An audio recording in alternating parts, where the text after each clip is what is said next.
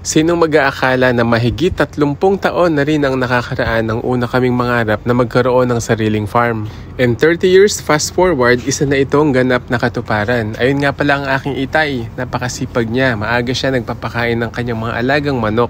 Wala talagang nasasayang sa lahat ng ating mga pagsisikap. Kagaya nito, walang kasing sarap na magising sa sarili mong farm. Yung pagising mo sa umaga, maghahanap ka pa lang ng mga pwede mong iluto. Ang saya talagang balikan ng ating kabataan, no? Tandang-tanda ko pa na sa harapan ng munting bahay namin noon sa may probinsya ng Pampanga ay may isang bakanting lote na punong-puno ng mga talahib at ng kung ano-anong mga basura. At yun nga ay pinagpaalam ng nanay ko sa may-ari na lilinisin namin para pagtaniman ng iba't ibang klase ng mga gulay. And the rest, as they say, is history dahil araw-araw nga ay ang dami-dami namin naaani ng mga iba't ibang klase ng gulay na naibabahagi din namin sa aming mga kaibigan at mga kapitbahay. At kalaunan nga, maging sa laman ay natuto na rin na magtanim. Kaya nagpapasalamat ako sa aking mga magulang. Dahil wala man silang malawak na lupain, malawak naman ang kanilang imahinasyon at hindi matatawaran ang kanilang abilidad sa buhay na ipinapamana ko na rin ngayon sa susunod na henerasyon. At dyan po nagtatapos ang kwento ng inyong Lolo Bosyo. Joke lang, ito po ang iyong Kuyang Mike na nagsasabing halina po at tayo nang magtanim dahil gulay is life.